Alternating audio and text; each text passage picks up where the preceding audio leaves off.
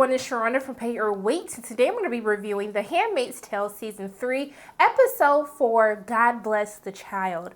And so, at the beginning of the episode, everyone is coming together to celebrate the new babies born into Gilead. And so, we see this procession of the Marthas, of the commanders and their wives, and then also to the handmaids. And what I find interesting is how you see kind of the caste system, as you see that the commanders and the wives, they lead, but also too you see the handmaids are right after them, and then the Marthas are a little bit further down to really show, like, you know, how people are viewed kind of in this caste system of Gilead. And so they have this ceremony where they celebrate all of the new babies. It's kind of like a dedication. And at the same time, we kind of see the parallels of June kind of going back into what happened when her and Luke had Hannah baptized. And so we find out as the girls are going up the line, Lydia, first of all, Lydia in this little motor chair, I was like, ma'am, what are you doing? Can you have several seats? Can you sit down? Can you heal? Like, didn't they tell you to sit your behind down for a couple of weeks? Like, you got stabbed. You were almost like you were left for dead, basically. Almost died, and you're still trying to do the most. So I thought it was funny when one of the handmaids was like, "This is hell on wheels," and I was like, "No, seriously, that was definitely needed because." She's just the epitome of that. But we see her telling the handmaids as they're coming up, because they've had children, they get a better view kind of this ceremony. And so they have all of those handmaids, they have a front row seat. And so we find out that June's little messy walking partner, I don't even care to learn her name because her name is just going to be Messy because she get on my nerves. She's just messy all the time. So we see that June was like, "Hey, I didn't know you had kids." And she was like, "Yeah, 3. I was like, damn, you done had 3 kids, girl? So then I'm starting to feel a little bit sorry for her. But once we get towards like the middle part of the episode, you know why I don't like her no more. This is why I just have to accept that in Gilead, if I just have a bad feeling about you, I'm not going to rock with you even if I know what your backstory is. I just don't care. So we see that there's a very interesting conversation that June's mom has with her. And so June is just like, should I do it? She's like, because Luke was like, you know, the father, he wasn't going to make it. And so he was just like, I shouldn't do.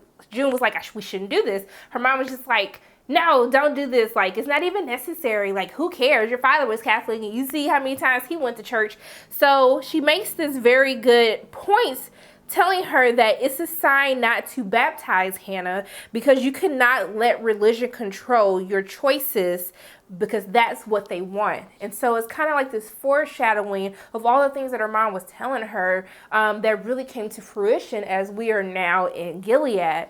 And so there's a difference between the two stories when we're watching kind of like how Gilead instills the fear of God, and really with June going back into this memory of having Hannah baptized is really more so a parallel of when she chose to believe in God. And so in Gilead, it's not a choice, but before it was a choice on who you wanted to worship, what God, you know, you observed, or if you weren't religious, that was your choice. But in Gilead now, even when we hear one of the commanders kind of leading this ceremony where he keeps saying like the fear of God. And so you see the parallels between what was once then and where we are now in Gilead. So I thought it was very interesting how we continuously see this foreshadowing come up as June kind of reflects on her past life of what's to come, but also too how we see the parallels of the differences of religion from then to now. And so June sees Commander Waterford, and obviously Serena is not present. So we saw when she kind of walked away from Fred as he tried to come to her at her mother's house, I guess she's still in her feelings. And so they take one of the quotes from the book, actually, when she just says, you know, she should hate him, but she doesn't know what she feels is complicated. And so she was like, you know, I was like, girl, it's not complicated, it's Stockholm Syndrome. Like, that's clearly what you are suffering from. But she wants to hate Fred, but there's something that just doesn't allow her to fully hate him, but she knows she doesn't fully love him. But it almost confuses you because if you think about what Fred has put her through, and even you kind of see the same like reciprocation from Fred, because even though June has done all these crazy things, and kidnapped their baby, ran away while she was pregnant, just did all these crazy things, and he still has some type of connection to June. So I think it's very interesting that they choose now to kind of take that line from the book, as we see there's such a troubled history with the both of them. So it's very interesting how both of them really have these same types of feelings where they want to hate one another, but there's something there that keeps gravitating them towards one another. We switched to Emily's finally meeting her wife again, Sylvia. And so, oh my goodness, Alexis, girl, you have done that. I really love them showing, giving Emily more of story time. The acting that Alexis does, I thought it was just absolutely amazing. She meets with her. You can tell that Emily is still very troubled. She's still trying to transition, trying to process her feelings of everything that has happened to her. She's being thrust into really this new world at this point, because she's been in the colonies and also to Gilead. And so she meets Sylvia, and so she thinks it's best to not have Oliver there when she first comes, because she's just like, maybe you needed to get acclimated a little bit. And so they're kind of having this conversation, and she asks her, like, does he know me? Which is a valid question, because you don't know if, because he was so young, he might not have remembered her. And so she takes her into Oliver's room.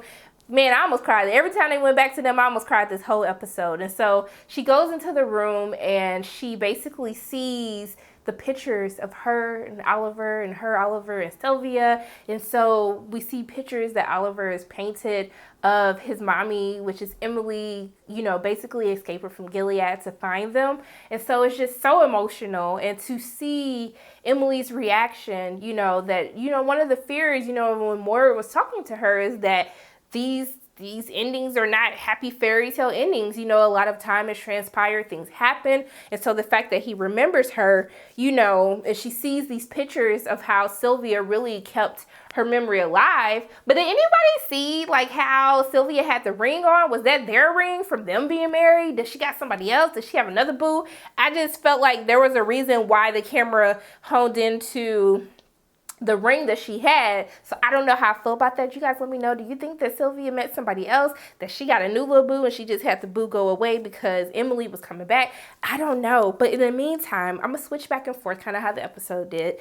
So we switch back to now there's a reception. And so the handmaids are invited to Mr. and Mrs. Putnam's house, Commander Putnam, who Janine was the handmaid. Also, she was sleeping with her husband. She got pregnant. Remember, she kidnapped the baby. Then the baby almost died. And then because Janine came and June tried to help save, they saved the baby Angela. And so Mrs. Putnam actually tells June, like, thank you so much for everything that you've done. And then she also tells Janine thank you. I was like, oh, okay, look at you actually trying to give a damn and thank them for saving your child's life. But what I find even more interesting is at the end of that, Lydia proceeds to walk into the room where the commanders and their wives are, and Mrs. Putnam stops her and says, no, you guys are down here. And I was like, oh, look at the shade. They still don't like you, Lydia. And so we can tell that this is really weighing on her, because she's been trying to push herself to do more and more and more as she's trying to walk up the steps, as June keeps asking her, hey, are you okay? And I'm like, June, you saw what happened last time you said that. Like, stop. Why you be doing that? And so we see that she's trying to push herself to like a little bit too much. And so she walks down the hallway. As we can see, there is also still tension between her and the commanders and their wives, because she feels as though they feel as though that she's responsible for what has happened to Holly Nicole. So after that, we see that Serena shows up. June kind of stays back lurking, staring at Fred. I don't know what her fascination with Fred is. So she's staring at Fred, and then Serena walks up. And so we see Serena tells her, like, I couldn't, not show up for Naomi. She's been very good to me, but she also says a lot of people left me. And June tries to tell her, like, these ladies look up to you. You have a lot more influence than what you give yourself credit for. And so this is June trying to build Serena back up to help her realize that, hey, you have power here. Even though you feel as though your power has been taken from you, you can take it back. And so we see that June keeps trying to instill this thought into her for really the rest of the episode. So I'm trying to think, where should I go after this? You know what? Serena does ask her, does she regret leaving, like not escaping, like going off with Nicole? And so June tells her no, because I don't want to leave Hannah. And so as long as Hannah is still here and I'm still alive, I still have hope. And so, you know, it's interesting to kind of tie that into, you know, when they were talking about how, you know, they see the people who are the rebellion as heretics and not as martyrs, because when someone has hope, that gives them purpose, that gives them something to keep fighting for. And so I think it's very interesting that Jude uses those type of words to Serena to kind of let her know, like, as long as there's hope, you know, there's no bad decision as long as you're still alive to fight another day. So Janine brings Lydia some tea. So Lydia's sitting, she's kind of sulking because after the shade that was thrown at her at the beginning of the episode with Mrs. Putnam. And so she's kind of sulking, and then Janine brings her tea, and then she was just like, I just want you to know that I prayed for you, that all of us prayed for you. And she was like, girl, stop. I know these girls don't like me. And she was like, no, like, I want to thank you so much for, you know, helping me. And she was like, I know how people look at me. I know what people think of me. They blame everything that happened with, you know, Emily on me. I should have never saved her for the colonies. And she was like, thank you for saving me. And I thought it was so touching. I was just like, Janine, you just have such a good heart. Lydia ain't ish. Don't get me wrong. She ain't ish, and I know she ain't gonna never be ish. Even though I do want to see a backstory. Can we get a backstory about Lydia? I feel like they're kind of leading up to it as they're kind of focusing on why Lydia has such issues of not feeling accepted. Fingers crossed that happens. But we see that Lydia does have a connection with Janine. She truly cares for her and wants to see her okay. But I don't know why they keep bringing Janine to cause these scenes, but we're going to talk about that a little bit later. So when the girls overhear Janine, the handmaids, and so they were just like, girl, yeah, right. They're like, bless Janine's heart, but we don't like her. Then Maxie wanted to be like, look, we're just trying to do the best that we can. So, ma'am, didn't nobody ask you to speak? Didn't nobody tell you to say anything? Just keep your mouth shut. Because I was feeling sorry for you at the beginning of the episode, because it seemed like you were really bothered that you saw your baby on stage and like the baby wasn't with you. But now I'm done with you forever. You're just going to always be messy, and I just can't stand you. So we see them going back and forth, and then Fred enters into the room, and so he basically tells them, like, hey, ladies, did I interrupt someone? And they're like, no. And then he tells them there's some good deviled eggs on the buffet. Go get some before it's gone. And then June's like, sir, you know they can't eat from the buffet. Like, why are you setting them up for failure? What are you doing? He was like, I will deal with the consequences later. And so basically he has a discussion with her, and he asked her to talk to Serena. And so June asked him, like, do you want to stay together? And then she was like, the real question is, like, does Serena want to stay with you? And so he asked June to basically have a conversation and in hopes to persuade her to, you know, kind of stick it out with him. So we see that June goes to talk to Serena, and June's sitting up here like a little boss real quick.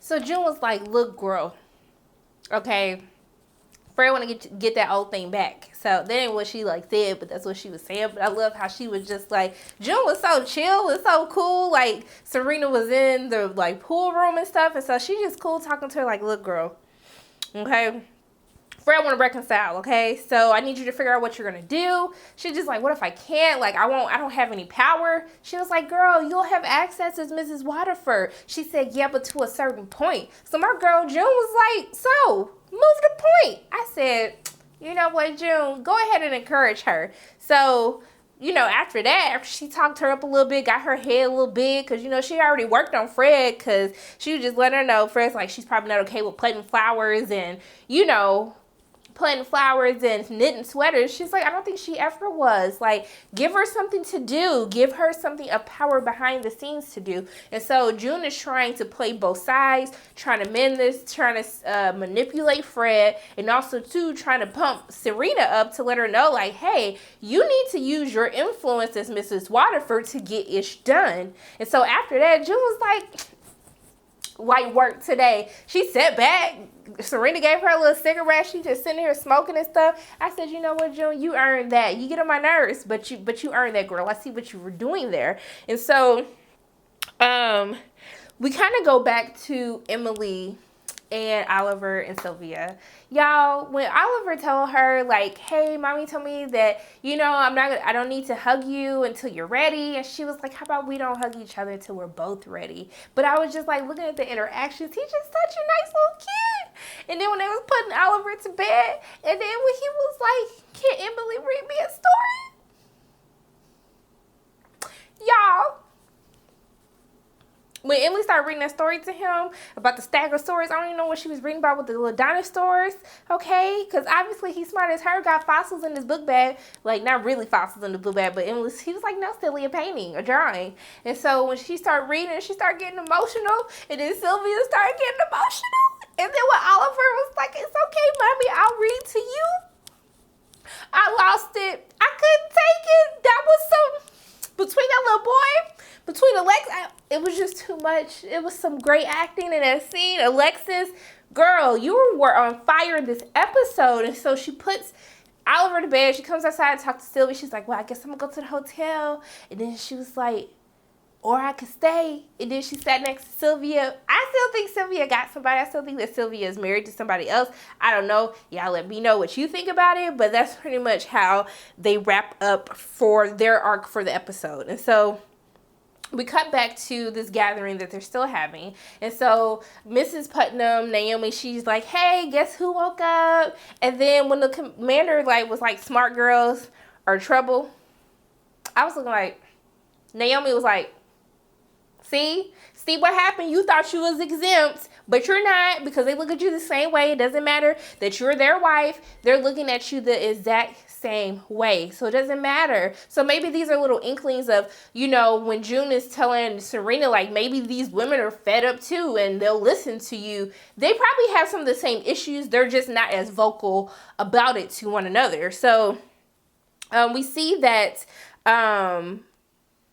there's a scene, because it has to be a scene. Can't never be no happy day. So Janine start walking into the room with the commanders and the wives. June looking at her like, girl, because she see her staring at Angela. She's like, don't do that. She's trying to run after her. She can't do it. Janine walk up to Naomi, be like, can I hold her? Everybody look shook. June look shook. And Lydia look shook. And Lydia trying to limp her way up there with her little cane. And so then, Mr. Commander Putnam is like, no. But then Naomi is just like, she started quoting scripture. I'm like, girl, I hate when people quote scriptures to use it to make it seem like they doing something good when they really evil. I just hate that stuff. And so she basically lets her hold her. And then basically she asks them, like, can I be your handmaid? I can give you another one. I just don't want to be away from my baby. So then everybody loses it. Lydia loses it. She started beating the hell out of Janine in front of everyone. And then June is like, someone intervenes. Someone help her. And no one does. No one moves. Everyone's just standing there looking at her crazy, beating this girl. And so then June runs in and covers her. She was like, no, stop it. And so Lydia she like hand raised, like still trying to hit her. And then she stops because I don't know. Lydia just snapped. She already been going through it. The commander's looking at her crazy.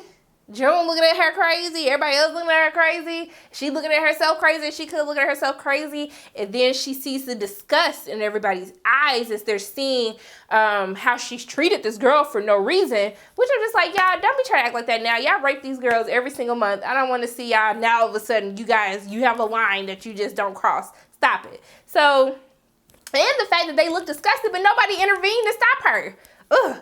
Let me stop. So we see that after they take Janine away, and then Lydia goes into the other room to cry. And so as everybody's leaving, because they pretty much ended the party, talk about party killer. So as they're leaving, they're asking, somebody asked June, how's Janine? She's like, nothing, she's been through worse. She's fine.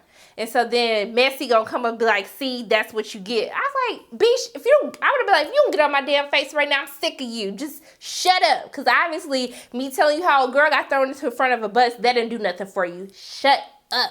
Ugh. She get on my nerves. So when Serena tells June, like, poor Naomi, I was like, bitch, poor Naomi. See, this is why I can't rock with Serena, y'all, because just when we were about to feel sorry for her, or we feel like she's had an ounce of redemption, she just shows her true colors. Like, she can't help herself. And then June looking at her like, poor Naomi. She's like, girl, you know what I mean? I mean, poor both of them, but she just irks my nerves so much. And so we see that Serena just disappears because she does tell June like where she could find Hannah, like where she goes to school, where she would be outside. But then by the time June turns around, Serena's not there.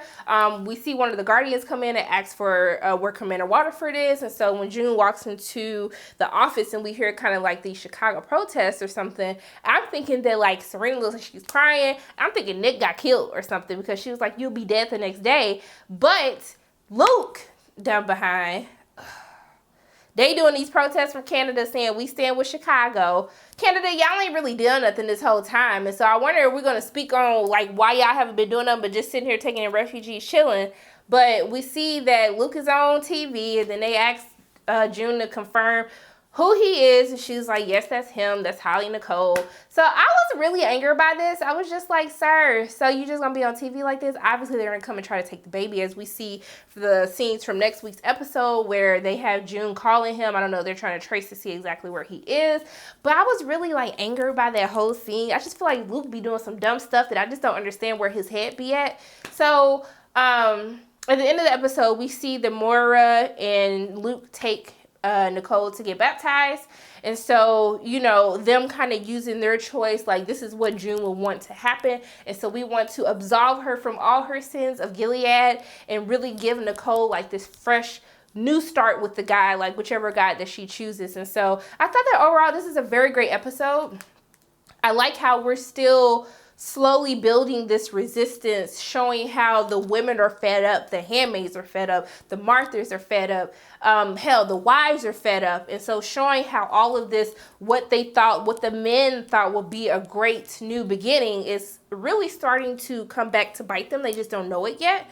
The imagery of them going back and forth between when it was a choice for your religion to when there is no choice. We ruled through fear of God and Gilead. I thought that was very well done. The whole staircase scene, kind of the scene that Hulu has been showing of the handmaids, even when they put their hats down on the table at the ceremony, at the party. I just thought it overall was a very well done episode. I hope that we go deeper into Lydia and her backstory on who she was before to really help us understand like who she is now with this aunt.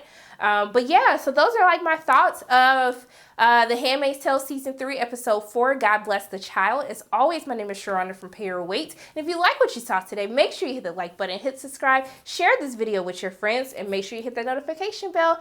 And I love you guys 3000. I'll see you soon.